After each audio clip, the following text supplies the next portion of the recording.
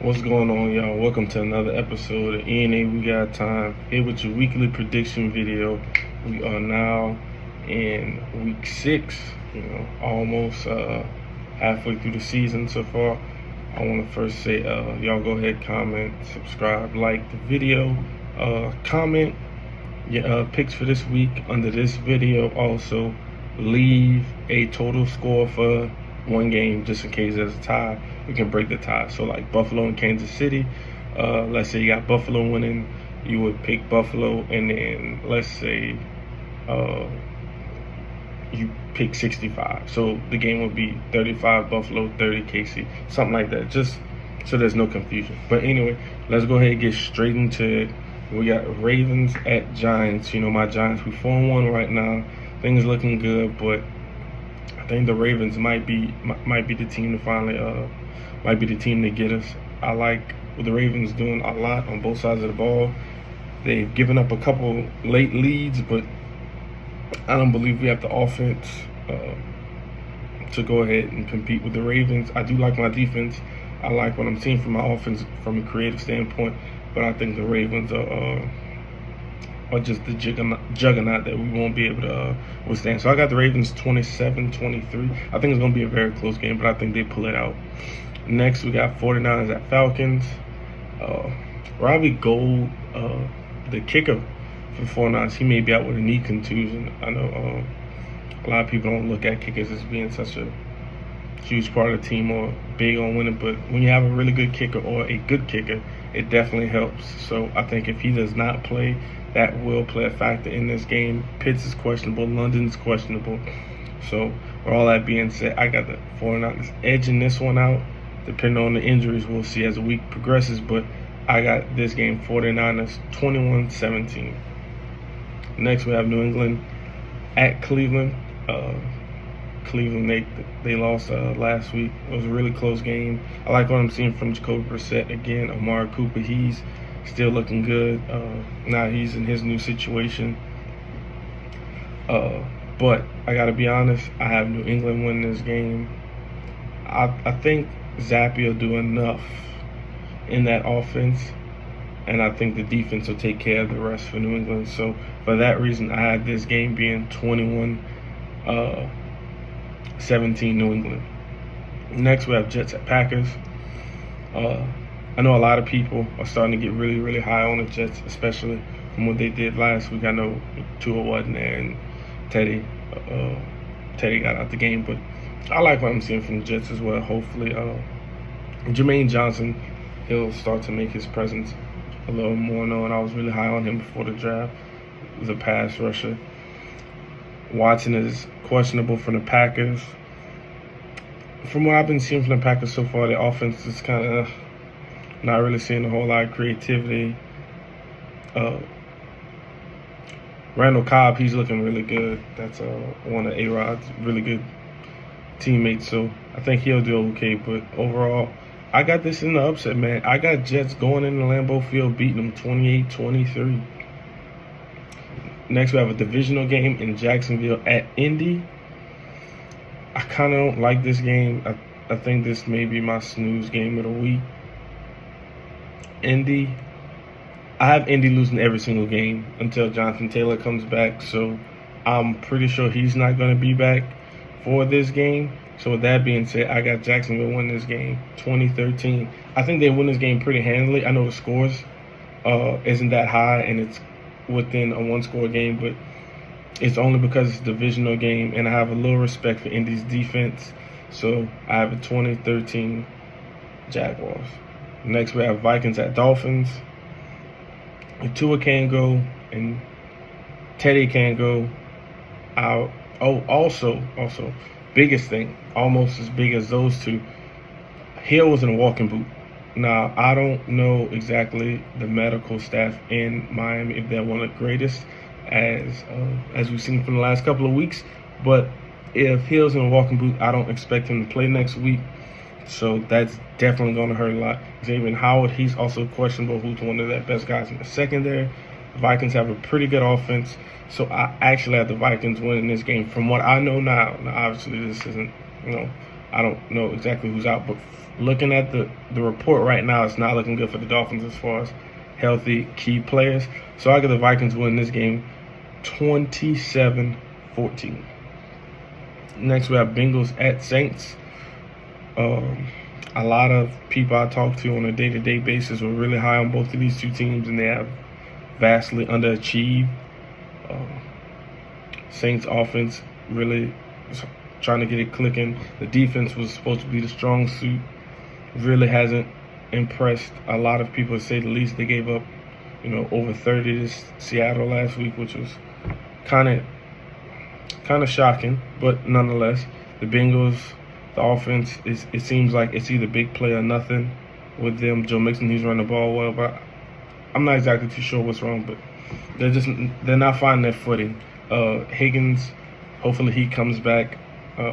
He's on day-to-day as we speak. Hopefully Michael Thomas will come back from his, I think he has a toe injury.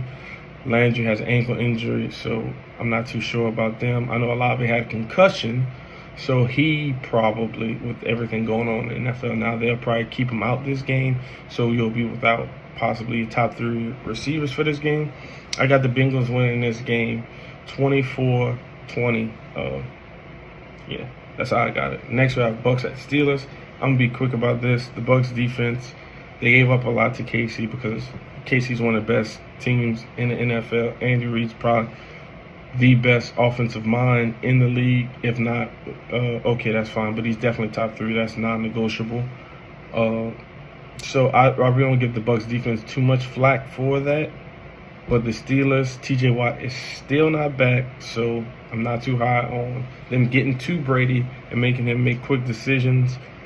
Pickett's playing. I know he didn't exactly have a great, opener against the Bills, but the Bills have one of the best defenses in the league, so I'm not exactly too sure what everybody thought they were going to see.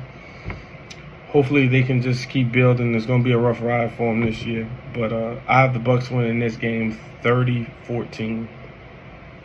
Next, we have Panthers at Rams. P.J. Tucker, it's your time to start. I like P.J. Tucker from the Panthers. Guy, play at Temple. Matt Rule actually got him there because he was his coach. So I really like him starting. They're playing against the Rams. Aaron Donald's going to be a handful as usual. You have Christian McCaffrey who's healthy. You have DJ Moore, Terrence Marshall. Hopefully y'all can get some things going. Get this offense going, because it looks like he may be the starter for, if not the rest of the season, for the foreseeable future with Baker being hurt. But so I got Rams winning this game 23-10. They're going to get in the groove. They're playing a lesser than team. The Rams aren't that good, but the Panthers really aren't that good this year. So the Rams get an easy win at home. Next we have Cardinals at Seahawks. This is going to be, I like this game. Geno's playing good. Kyler's flashed this year. No really, really big injuries I know of so far that would keep any key players out at this moment.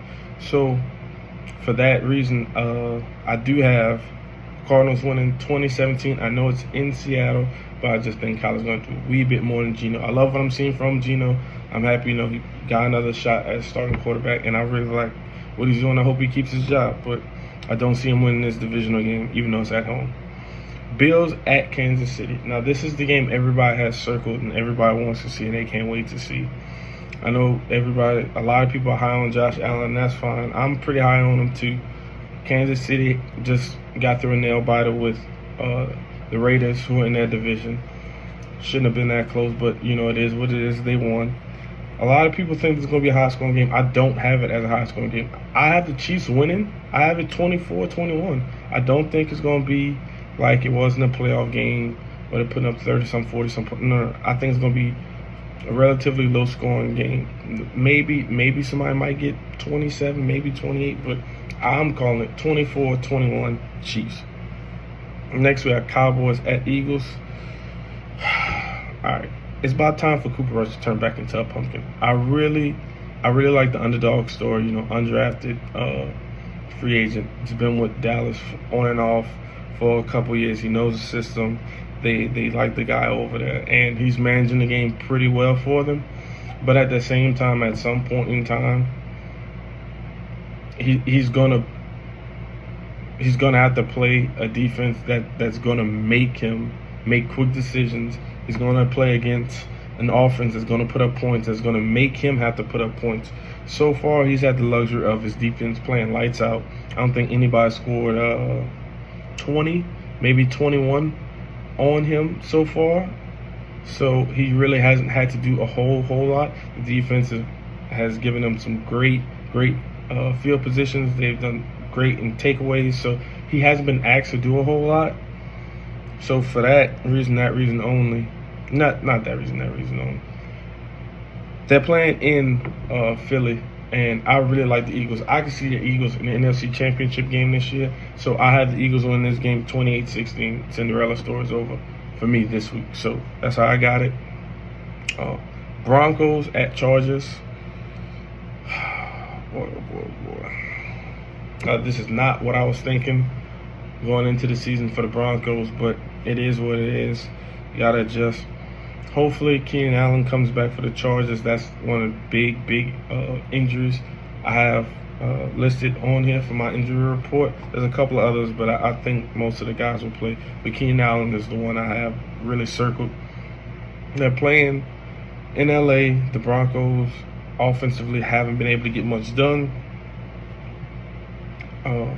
So yeah, I got the Chargers 23-20. I respect Denver's defense, but the offense still has not shown me much. So that's why I'm picking them. And but Justin Simmons should be coming off IR this week, so that's gonna be good for you Bronco fans. Maybe you can get a takeaway or something like that. Maybe scoop and score. But that's how I'm calling this week, everybody. Once again, I want to appreciate y'all for rocking with me so far in this NFL season. And this ENA, we got time, and I'm out. Peace.